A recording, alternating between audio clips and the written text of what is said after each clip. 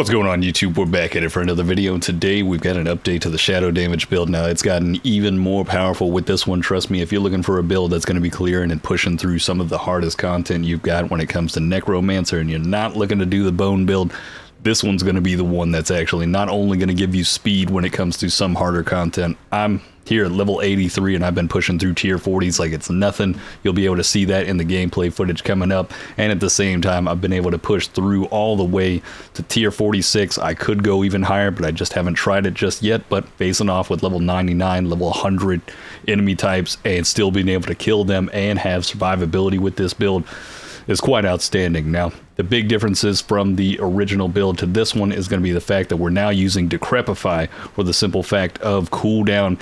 Each time that we hit somebody with Decrepify on them, we're going to have a 15% chance on a lucky hit to get that cooldown of 1 second.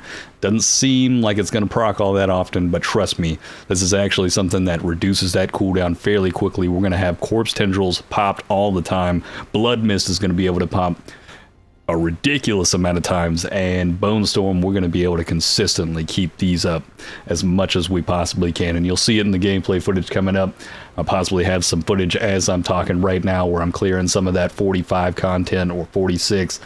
It's pretty ridiculous. The damage output is outstanding with this one, and trust me, it's going to be a much easier one to use, and effectively we may have, in certain moments, infinite resource based on the legendary aspect from this ring over here that restores 4 of your primary resource when you crowd control an enemy. We'll talk a little bit more about that once we get into the gear, but let's get over into the skill tree, work into the gear, get those Paragon boards out for you, and then showcase some of that gameplay footage to get you better acquainted in how to utilize that build. Now, when it comes to the skills, sadly enough, we're going to have to put 2 points into Reap just to make it over to the core skills, but we're not going to be using that. Blight's going to be our main ability here, and we're going to be amplifying that with Enhanced Blight for that 25% slow, and Supernatural Blight just to get 15% more damage while anything's inside of that. But at the same time, imperfectly balanced just to top off that core skill with another 15% damage, and we need Hued Flesh just to generate more corpses and generate corpses to gain more Fortify. Now, going down from there, we're going to need Blood Mist. We're going to be able to proc this one quite often, so we do want that ghastly Blood Mist, so we're constantly producing corpses at the same time that we can explode to get further damage input. Now, next to that Corpse Explosion, we want to rank that all the way up and make sure that we've got that Blighted Corpse Explosion going full darkness with this one. All shadow damage.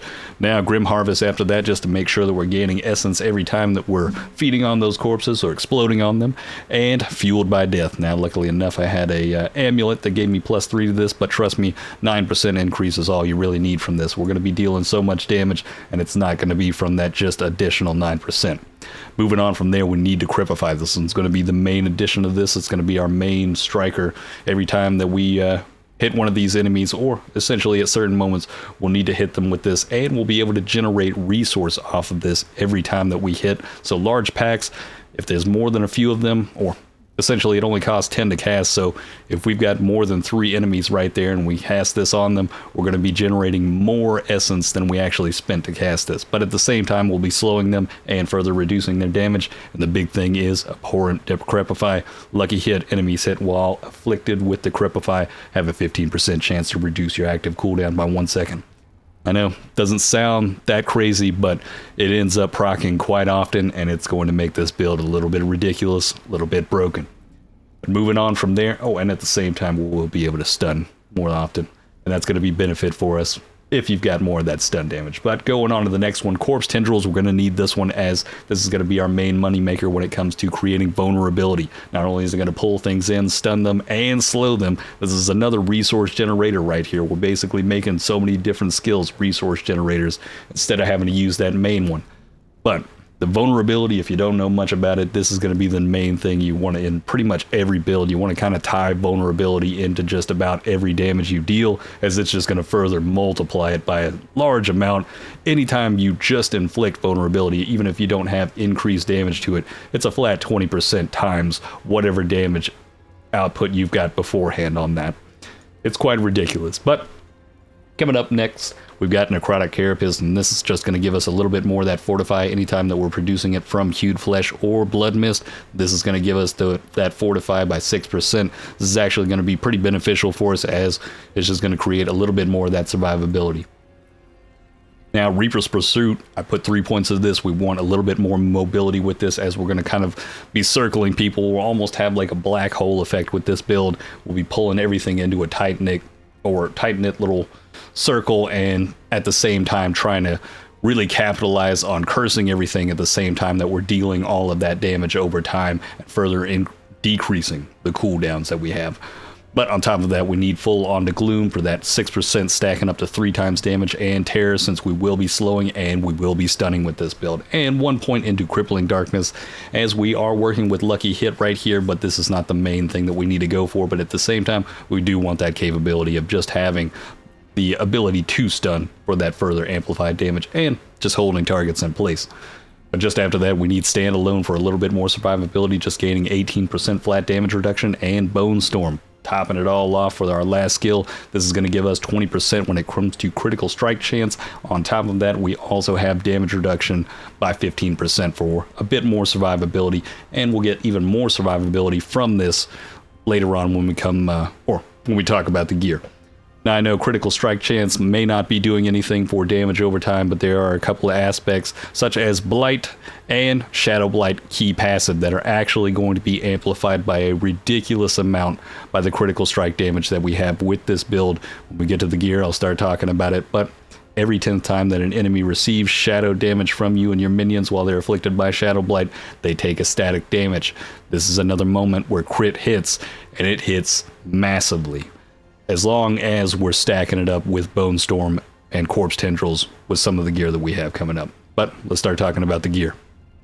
Now, when it comes to the gear, our helmet, we're going to be going with Blood Mist, triggers a corpse explosion. That way, anytime that we go into Blood Mist, we're continuously dealing more damage and we're dropping more corpses, and we'll be able to have one more corpse at the end of our Blood Mist in order to pop that Tendrils right after to get that massive damage, pull them all into those corpses, and have that vulnerability damage. And just anytime that we need to get out of dodge, or at the same time just inflict even more damage or create more corpses, so that way we can generate more essence, if not more damage.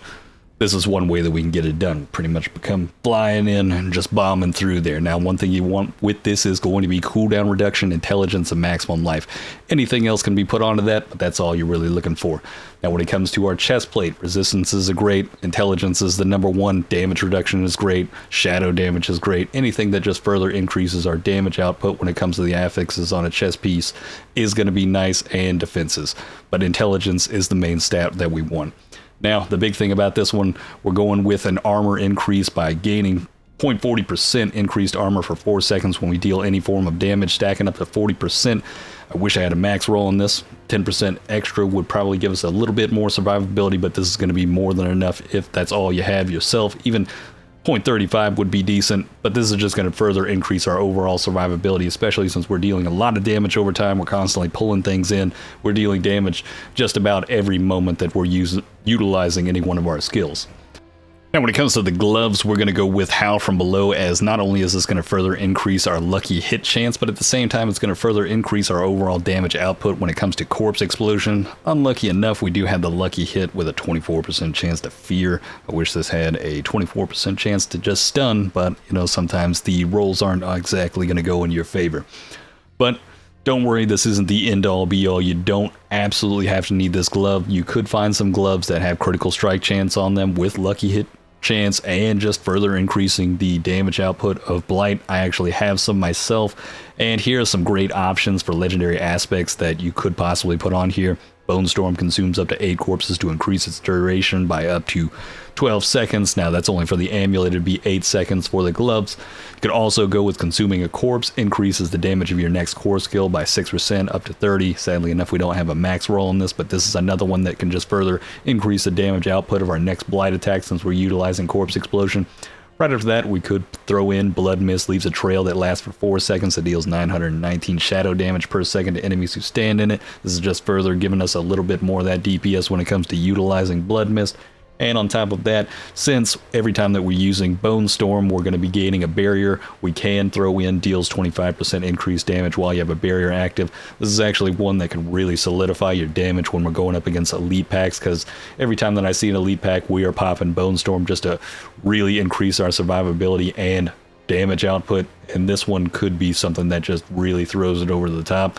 I may actually utilize this a little bit later on just to see whether or not it's something that could be even more beneficial, since I can get more critical strike chance with my own personal gloves. But for right now, Howl from Below is working out perfectly for us and gives us a little bit more mobility when it comes to the fact if we got one of those squirrely enemies, our corpse explosion will run off to find them instead of just popping off in one location and being stuck with trying to wrangle that enemy over to those corpse explosions. But moving on from there, with our pants, we're going to have the each time that Bone Storm damages an enemy, gain a barrier equal to 5% of your base life for 10 seconds. This is going to really amplify our survivability. Trust me, this basically makes us almost invulnerable in a lot of moments. Anytime that we're like basically right face checking, especially those moments when you got some of those elites that have the shields around them, you have to push in close. This is going to help in that moment. We're necromancers. Trust me, we're basically glass cannons when it comes to pushing with harder content. So every time that I see one of those giant force fields around them, that blue thing, it is an absolute nightmare. But with Bone Storm and be able to create that barrier around us, this makes it completely doable, completely survivable, and just being able to get in there, massively just dish out that damage and be able to melt that thing and get out real quick. You'll see it in the gameplay footage coming up. But on top of that, when it comes to our pants, obviously we want to get that increase to corpse explosion by 4, and then anything that has to do with just dodge chance, damage reduction, or some type of survivability, fortified generation, or damage reduction while fortified. Anything along those lines is going to be beneficial for us. Now, when it comes to our boots, we're going to have Blight's Defiled Area when spawn pulls in enemies around the afflicted area. This is just going to give us even more control when it comes to just taking out these enemies and pulling them in and generating even more resource, as any time that they come into the blighted area, we're gaining 4 resource per enemy pulled in, since it is slowing by 25%.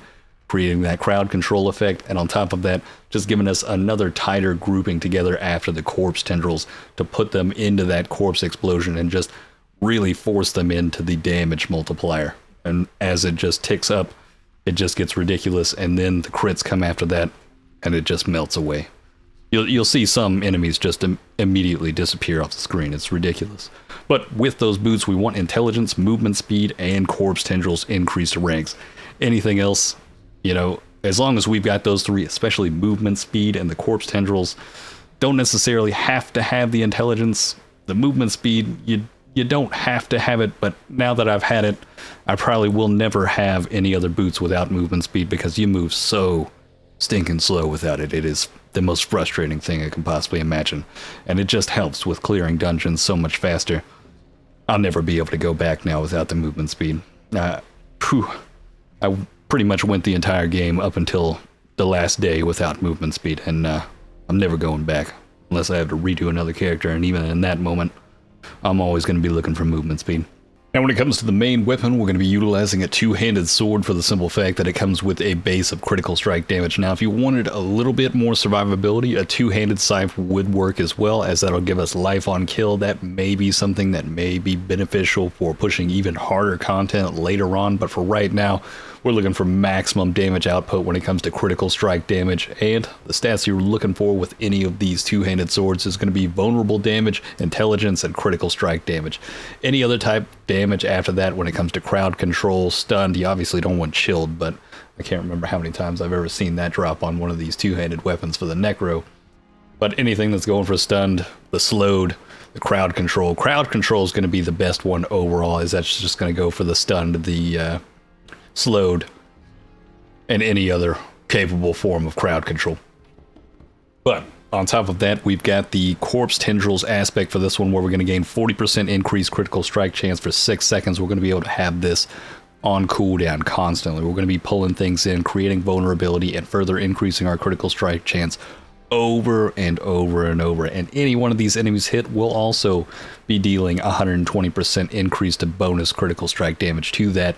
Now, I know in my previous video, people kept making a comment about damage over time does not crit. I know this, and the fact that, you know, apparently you shouldn't have crit damage with this type of build. They're wrong. They don't know what they're talking about. Trust me when I say I have tested this with and without the critical strike damage.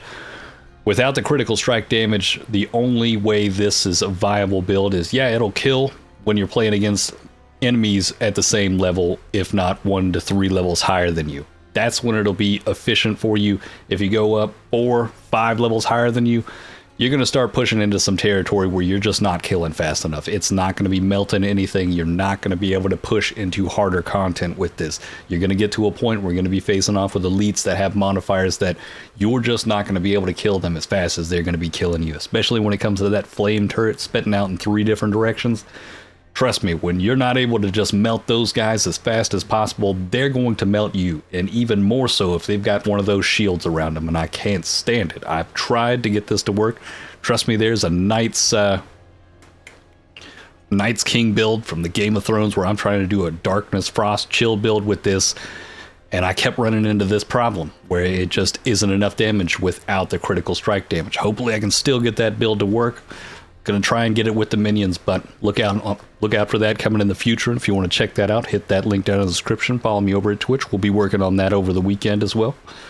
But this is going to be one of those things that gives us the capability of pushing into harder content, because the critical strike is going to hit when we hit with Blight on the initial impact and the Shadow Blight's key passive. Every time we deal 10 shadow damage to one of those enemies that has Shadow Blight on them, it's going to have a static damage hit. And if we have both the Bone Storm and the Corpse Tendrils activated, even sometimes just Corpse Tendrils, we are going to get some massive crits that are going to proc for 250,000 all the way up to 1 million in certain instances. And it gets absolutely ridiculous how much damage we'll be dealing. You'll see it in the gameplay footage coming up. You probably already saw it in the gameplay footage before we even got into talking about the gear and the skill. It is an absolute melter. It is a game changer for this, and it gives us the capability of pushing into harder content and rivaling that of the bone builds. But that being said, we also want to put the gems in for critical strike damage against crowd-controlled enemies, as we're doing a lot of crowd control with this build. Now, one thing to note is vulnerability is not crowd control. It's only the stun, the slow, the chill, and immobilize, things along that nature. But moving on to the rings now. This is a terrible ring. I've got a level 60 here, but this is still working. This is what I've been using this entire time. Sadly enough, I don't know how many times I've found this legendary aspect, but you know, a good rule of thumb, I generally keep one of any type of aspect that I get max rolled, as you never know, I may be able to slot it into something. And I guess the last time I got this to max roll was level 60, and it's the only, I think I've only seen it twice after that, and I can't remember if I've even gotten it max rolled since then. But this is a broken aspect right here. Anytime that we hit any enemy with any type of crowd control, we're gaining 4 primary resource back. Now that means even if they're already crowd controlled, if we keep spamming that move on them, we're going to continuously get that 4 back. Now I wish we could get Corpse Explosion to constantly deal this. Now you can do that if you have the Bloodless Scream. This is something that I'll be working on with a different build where we have infinite resource, but lucky enough with Blight, with the Corpse Tendrils, and with Decrepify, these 3 moves are going to be generating our resource back with this. And when we have large packs, not only is Blight going to give us basically infinite resource, but the fact that we'll be also hitting them with Decrepify, constantly getting that essence back that it would cost us to actually throw that out, and at the same time just fueling ourselves to just constantly spam Blight on top of that. That way we can constantly get that critical strike hit. That way we're always pulling them in to get that 15% and really just pulling them in on top of the Corpse Explosion and just creating massive moments of just constant damage so we can proc that lucky hit for Decrepify to get these cooldowns down as quick as possible. You'll see it when we get into the gameplay footage. I'll be doing a little bit of some NASCAR runs where essentially we'll pull off to the right, we're making left turns around these enemies, and we'll just keep circling them and pulling them into this tight-knit circle and just constantly giving that, or effectively we only need to put Decrepify on one time, and then we'll be able to just sit there with Corpse Explosion, proccing that lucky hit to come down, proccing Corpse Tendrils again if we have some elites that have some beefier health to them, or if they possibly get that shield around them, we'll be able to pull them in. Now, when it comes to the ring, when it comes to damage, we want critical strike damage. Vulnerable damage is good. Damage to slowed is good. Damage over time, shadow damage, critical strike damage would be nice as well. But the big thing is we do want critical strike chance with one of our rings. That's something we do want to pop onto this.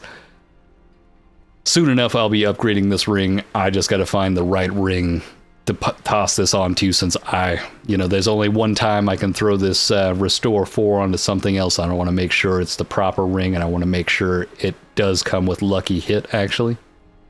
One good thing to have alongside critical strike chance, you don't have to go for it.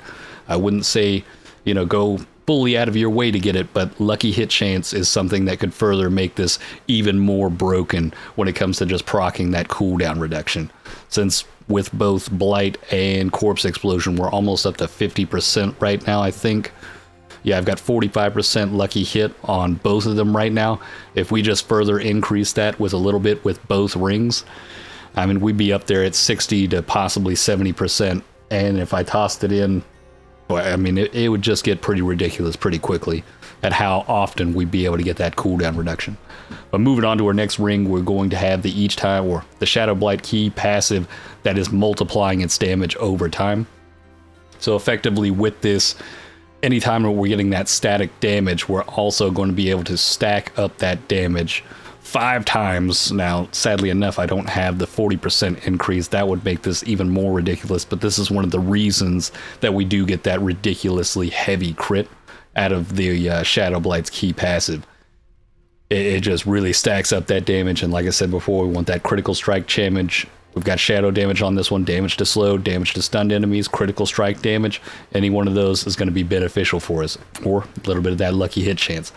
But on top of that, do keep in mind of the resistances. You want to kind of see whether or not you have some that may be stacking up, and that's going to be determining what your gemstones you'll be using. But moving on to our last, the amulet. With this one, really just overall increasing our overall damage output with this one by 180%. This one's going to be pretty much tied in with our Shadow Blight's key passive, and effectively we're just going to increase our damage for 6 seconds by 180% every time that we've hit that 10th time of damage on a Shadow Blight key passive. Massively increasing our damage. Some people say that this is all you need, but trust me, this is just the first step in creating massive damage. Right after that, we're proccing with those critical strikes, and it gets pretty heavy with the damage. Now, damage reduction from distance enemies, a passive on this that could benefit you. You don't have to have Fueled by Death when it comes to the aspect on this. You could have something that could be even more damage reduction from standalone. If I could find that, I'd probably go for that one over the actual output of damage, since we already have so much damage in the first place. I'd rather have more survivability. But damage reduction and increase of damage reduction from enemies that are affected by shadow damage over time. Another one that would be great to further increase damage is intelligence percentage.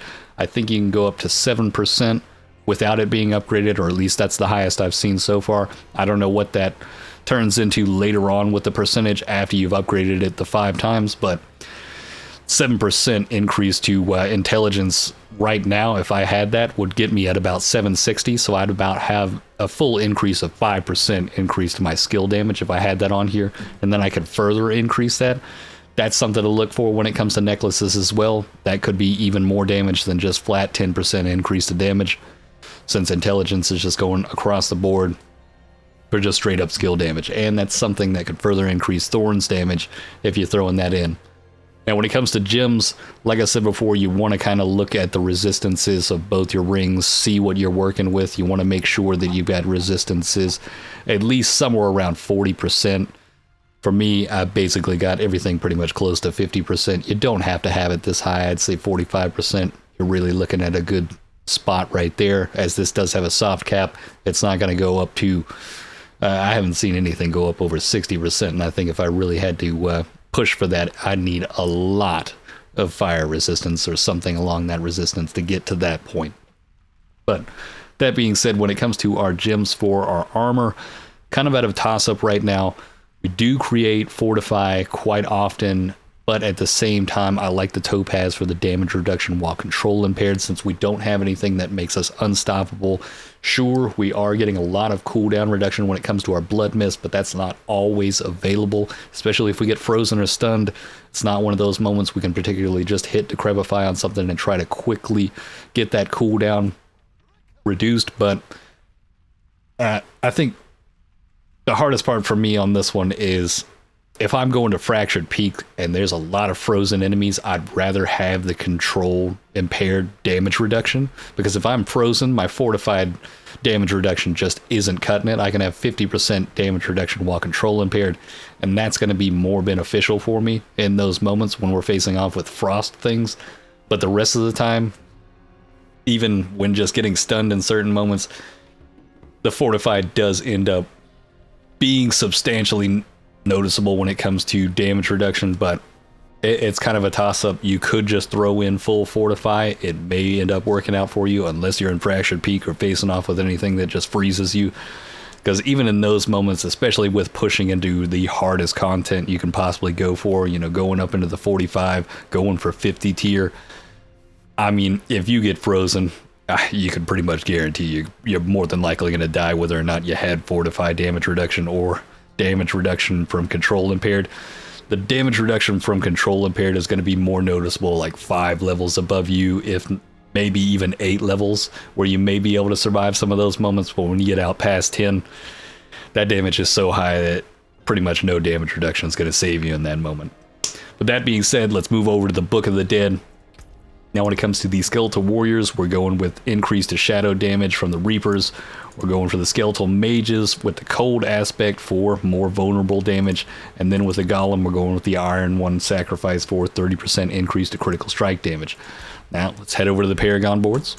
Now with the Paragon boards, some of the glyphs that we want to socket in, first one's going to be Control, just further increasing our crowd control damage and giving us more damage with slowed and stunned enemies. This could be something that could work out really well with the Bloodless Scream as well for Chilled and Frozen, but that's a topic for a different video. Moving on from that, we're going to grab up Wither, as we're going to have a 5% chance to deal 50% bonus damage each time that we deal damage with shadow damage over time effects. This is going to be something that just further possibly increases our damage from like something like Shadow Blight or Corpse Explosion. It's not the best that we can possibly get, but this board itself is going to be good for us, as it gives us damage reduction with shadow damage. We get more shadow damage over time and shadow damage. The rest of the board's really what we want out of this when it comes to amplifying our damage, whereas the legendary nodes, kind of one of those, like, it's nice here and there, but it's not the greatest. The glyph we've got socketed in over here is going to be Darkness, just further increasing our overall shadow damage and giving us a little bit of a damage reduction anytime that we're dealing shadow damage to enemies. Moving over to the next board, we've got Flesh Eater. Now, arguably, this might be one that you'd want to go for first. We could probably, attach it right here, right after you hit 50, or right after you hit, I believe, what about 60, pushing into your next first board. This one may be more beneficial for you, as it just gives that flat damage of 40% increase every time we consume 5 corpses for 6 seconds. You know, you quickly move through, grab up the damage to injured enemies, critical strike damage, grab up Flesh Eater, and then move out the side to go into the Wither board. This one's kind of up to you. I've basically only got it set up like this because that's what I first went for when I was building this out. Shadow damage seemed like it would be something you wanted to come first, but arguably I'd say Flesh Eater's probably better off going first when it comes to the boards, if you're leveling up and you haven't made it onto a second board just yet. But that being said, you could just move along through that and just make it quick into here just to get that additional shadow damage. But we've got the glyph socket of Scourge over here, giving us more shadow damage over time and dealing more damage to enemies that are affected by shadow damage over time. Now, one thing that could be a bit more beneficial, but I'm not sure just yet, is Essence. We're going to get more critical strike damage with our core skill, since that's one of the main aspects that we're getting that critical strike damage from, besides the passive key blight, Shadow Blight key passive. Goodness, get a little bit of dyslexia right now. But further increasing our overall critical strike damage from the core skill and to any enemy that's not healthy. So once they're below 10% health, which will happen fairly quickly, we'll have an additional 22% on top of whatever percentage increase we have from just utilizing this glyph on the board with whatever amount of dexterity that we have. I haven't tested it out yet, but it's something to think about. It could amplify the damage a bit more. It may be a bit more beneficial a little bit later down the road when it comes to really pushing past 100, going for those higher tier nightmare dungeons. Who knows? But let's jump straight into that gameplay and let's showcase how you can actually utilize this build, how well it actually performs, that cooldown reduction, and that infinite resource that we'll be able to gain, and the sheer melting power of this. Alright, back at it again. We're here on tier 39, just trying to showcase the speed of this build, how we can make it through content that's basically 10 levels higher. I believe it's 93 we're facing off with. We can do much higher, but first off, coming up to our first pack, we're going to go straight into Blood Mist. Now, effectively, we want to hit Corpse Tendrils right after that. We don't actually want to hit Bone Storm. I didn't realize these weren't elites, but they had that armor on them. But effectively, we'll hit Corpse Tendrils right after we come out of Blood Mist, pull everything together, then hit them with Decrepify, and then either stop popping the Corpse Explosion, if not just popping Blight to pull everything in. Sometimes you can just kind of like move some of these out of your way with Blight. You can just kind of like use that as a tactic to move through some of the trash, just kind of like kite it with you, as sometimes just having them with you is actually going to be more of a benefit. But yet again, popping that Corpse Tendril right after, we're able to get that Bone Storm on this one. I mean, we just popped Bone Storm, what, less than a minute before this? The cooldown reduction from that Decrepify is unreal, and also the spider webs on the ground are completely unreal. The amount of times that just, oh man, the frustration from those webs from the spider. But the cooldown reduction from this and the resource generation from having that ring just crowd control every time. I mean, you look over at the side, anytime that we're popping Blight, most of the time it's instantly filled back up as long as we've got a juicy pack in front of us. I mean, we're able to just maintain maximum essence at all times. I'd almost argue this is probably one of those rings that I'm going to be moving on to the bone build with. That's how we can just almost guarantee maximum essence every time that we pop Corpse Tendril with that in order to get the critical strike chance. But as you'll notice, we're moving a little bit fast. I'll tell you what, man, that movement speed on the boots along with the movement speed from the darkness skills, whew. I feel like I'm zooming now through this game. Even watching this back, I'm like, I am so much faster.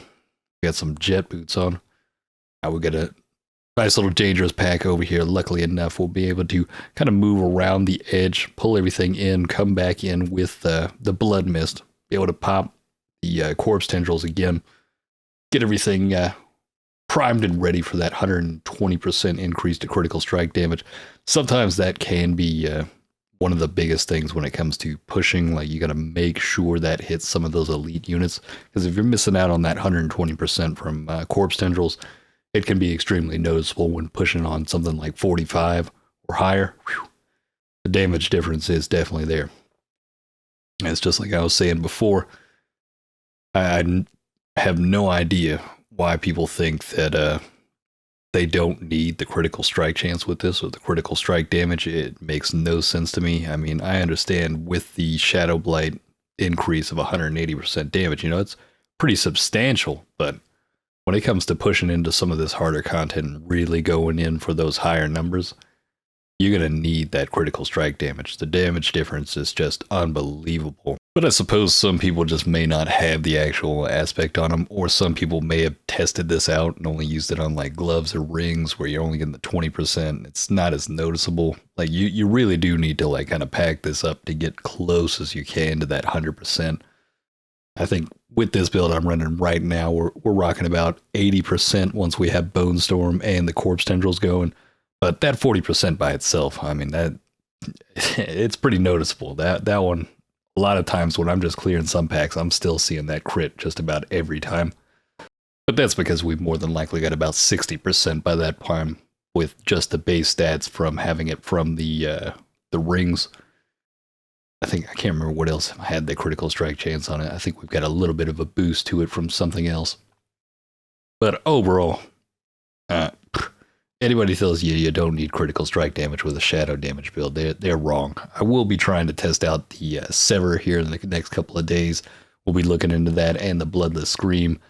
As with the Bloodless Scream, when we got that chill factor, yeah, that is definitely infinite resource generation with every single darkness skill constantly having that resource generation.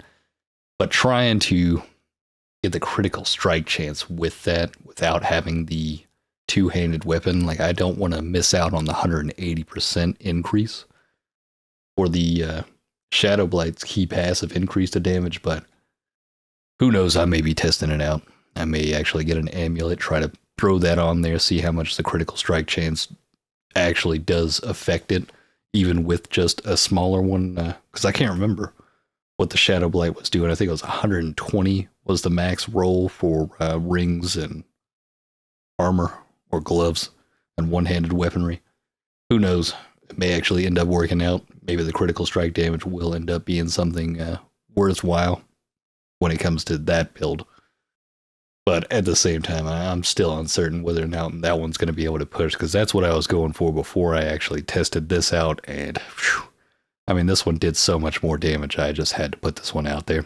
It's just so much better, and it does so much better than the original video. It's just a night and day difference when you've got that cooldown reduction. The survivability of just having Blood Mist and Corpse Tendrils constantly up, and then having a faster cooldown for the Bone Storm every time you're going up against that next elite pack.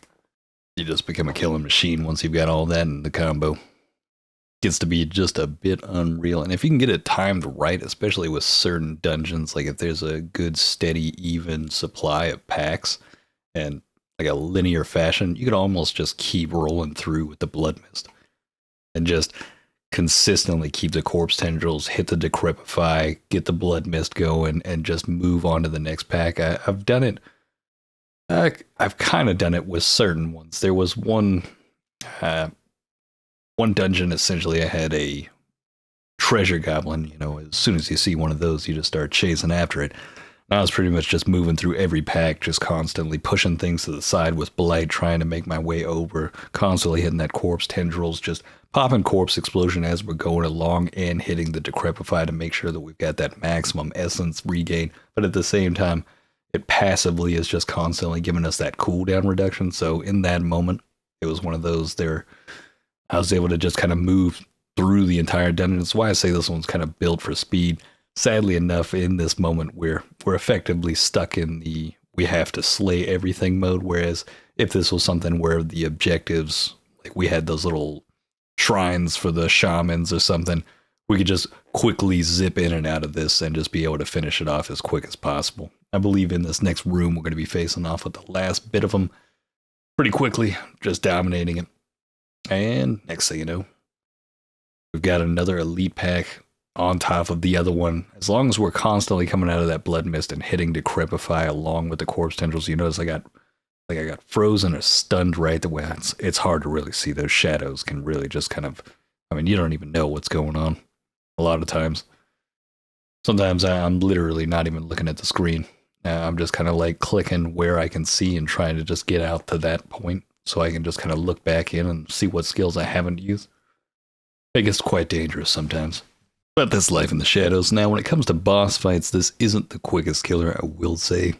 We do better against mobs, but we will still be able to get the cooldown reduction, and it gets a bit ridiculous with how Decrepify and the Corpse Tendrils actually really hits that stagger meter quite often, and with how often we'll actually be able to get the cooldown on that. If some of those bosses that move quite a lot, you know, some of them are really squirrely, we'll be able to hit them pretty often enough to get to the point where they end up getting staggered, and then we can get that massive damage on them. That's one of the biggest issues, is if they're really mobile, it's hard to get the damage in since we're doing the Corpse Explosion, and Blight doesn't exactly shoot like a rocket out.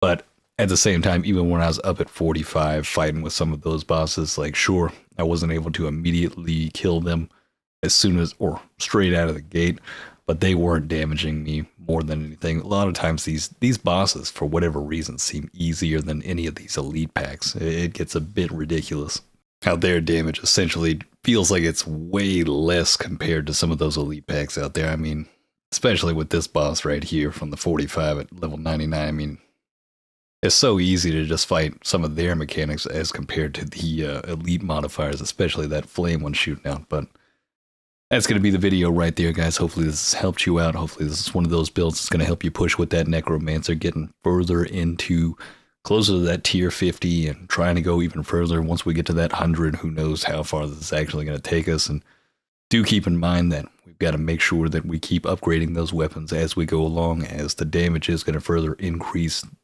the further that we get in and the further or the higher levels that we actually go.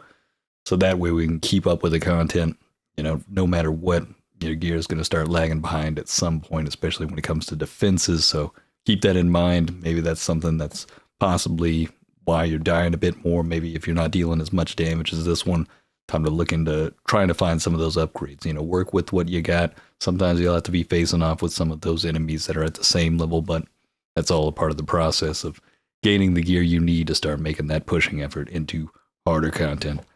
But if you enjoyed this content, hit that subscribe button. If you want to see more of this content live, hit that link down in the description below. And if you're looking for a link to the build itself, we also have that down in the description below as well, just in case you don't want to have to keep combing through the video. I'll have everything, and a link down below for Diablo GG, down below for the whole build when it comes to the aspects, the skill tree, and Paragon board. Making sure everything's clear and precise for you so you can just pop in through that instead of having to constantly come back to the video, even though coming back to the video would help me. But at the same time, hopefully it has helped you at the same. And on that note, have a good one.